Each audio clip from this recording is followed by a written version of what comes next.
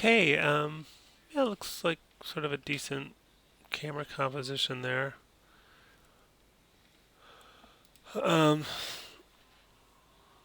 yeah, you didn't fix any of the things that I've been mentioning on the last two modules. I'm wondering if you're watching these videos that I do. It'd be good to know.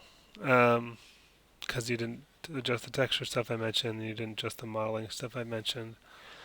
Um, let's look at the Maya file. Um, First thing I wanted to say is that you need to set your project before you open your file. So you do File, Set Project, and then choose the project. You're currently set to the default project, which is under Documents Maya Projects. But what you need to be set to is your 4.1 project. I don't know why it's called 4.1, but you need to be set to that project. There would be a workspace file in here if that was the case, but it's not the case. So before you open your file, please set your project. The result is I have to go through and relink each one of these textures one at a time to be able to see them, which I did before I started recording this video.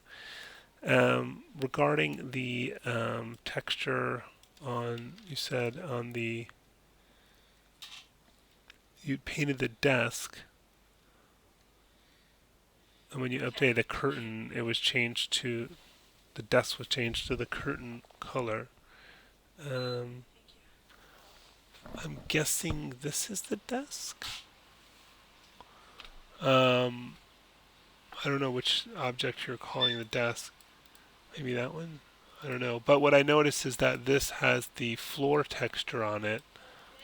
So obviously that's going to have the texture of the floor. So you would just want to map, whatever texture you've exported for the chest or the desk, as you're calling it. So yeah, you would just need to map that to the material. Choose the one that you created for this. You should have that in your source images directory. You should have all your textures saved in your source images directory. Also, this should be UV mapped. Clearly, it's not. Seeing it from the side. Um, so yeah, that hasn't been UV mapped at all. I mean, you could try just unfolding it and see what happens. Yeah, there's a lot of geometry problems in there. Oof. So yeah, and I could kind of tell that it's looking weird from these pieces here. They don't look that. They're just all these weird separate things. Is this one like that?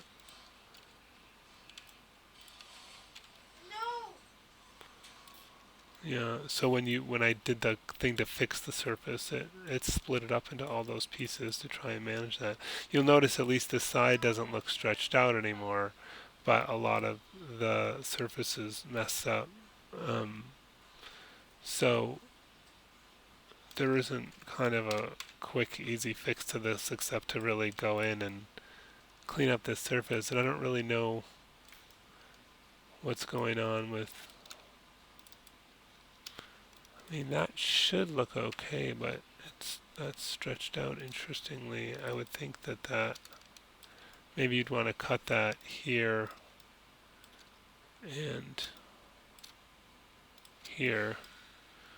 Do Shift X and then select the UV shell and then unfold that again. Control U. Interesting.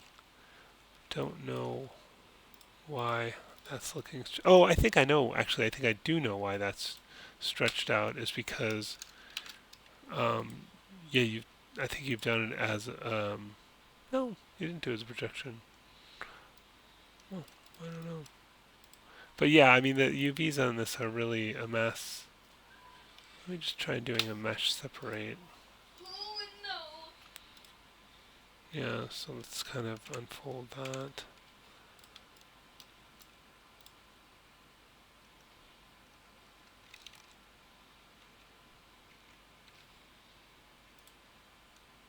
It's interesting because the checkers look fine on that, but for some reason the texture is stretched out, and I'm kind of curious. Yeah, what texture is this after all? floor image.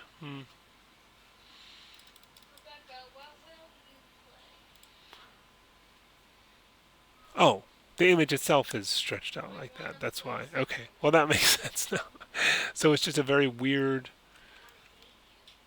It's almost like you took a UV map of something that's stretched out and then used that as a texture.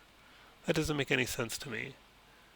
Because if you had just had like a marble texture like this, it would show up fine on the surface. But you have this weird image that has, it looks like a unwrapped cube UV texture with the sides all stretched out, and there's some reason you use that as a texture on a cylinder and on other objects.